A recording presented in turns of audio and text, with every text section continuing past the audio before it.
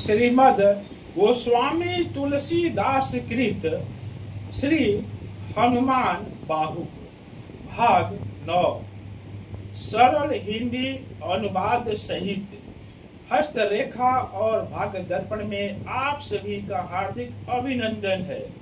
आप देख रहे हैं हस्तरेखा और भाग दर्पण। मैं जयप्रकाश शर्मा आप सभी का हार्दिक अभिनंदन करता। आज के इस वीडियो में श्रीमद् गोस्वामी तुलसीदास कृत हनुमान बाहु के अगले पद को समझते हैं, अगले स्तुति को समझते हैं। आप सभी जानते हैं कि एक समय स्वामी तुलसीदास जी को शारीरिक रोग उत्पन्न हो गया था, जो कि बहुत उपचार करने पर भी सही नहीं हुआ। अनेकों ऋषि महर्षियों ने उपाय किए, वैद्यों ने उपचार किया, लेकिन सही नहीं हुआ।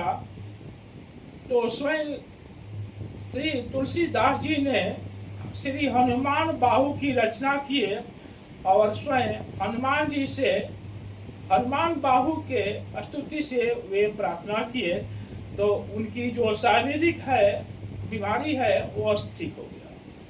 तो उसी के अगले पद को हम लोग समझते हैं, भाग 9 को।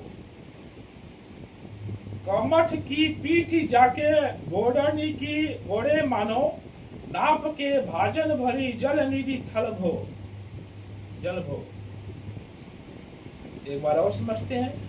कमठ की पीठ जाके घोड़नी की घोड़े मानो, नाप के भाजन भरी जल निधि जल भो।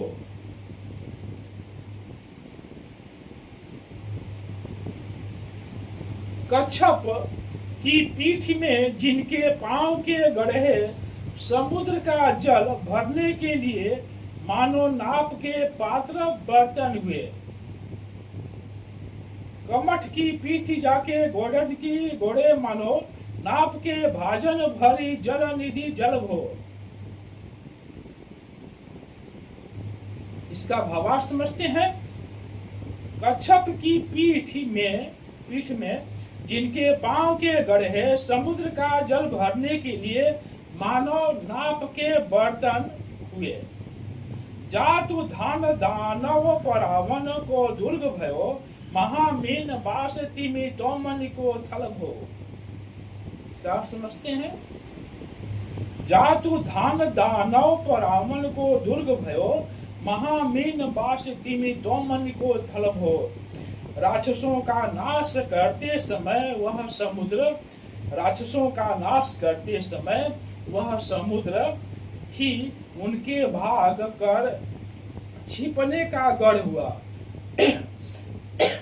यानी राक्षसों का नाश करते समय वह जो समुद्र है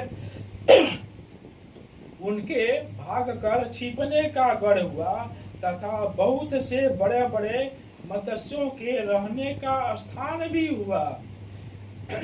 जातु धान दानव परावन को दुर्ग भयो, महामीन बास तिमि तोमन को थल भो।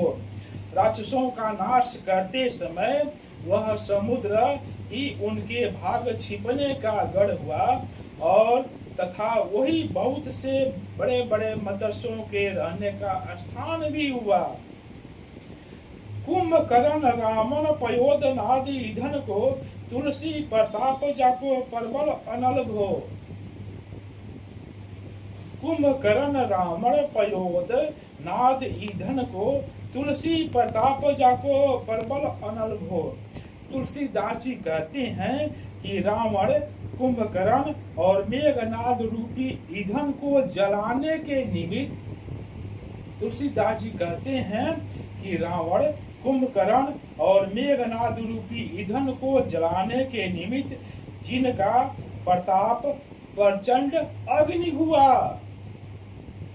भीषम कहत मेरे अनुमान हनुमान, सारिखो त्रिकाल न त्रिलोक महाबल भो। तुलसीदास जी कहते हैं, भीषम कहत मेरे अनुमान हनुमान, सारिखो त्रिकाल न त्रिलोक महाबल भो। भीष्म पितामह कहते हैं कि मेरी समझ में तो हनुमान जी के समान, भीष्म पितामह कहते हैं कि मेरी समझ में हनुमान जी के समान अत्यंत बलवान तीनों काल और तीनों लोक में नहीं हुआ। भीष्म पितामह कहते हैं कि मेरी समझ में हनुमान जी के समान अत्यंत बलवान तथा तीनों काल तथा तीनों लोकों में कोई नहीं हुआ। हमारी पूरी टीम की तरफ से आप सभी को बहुत बहुत धन्यवाद। कृपया चैनल को सब्सक्राइब अवश्य करें, लाइक भी करें और शेयर करें। आप सभी को बहुत बहुत धन्यवाद।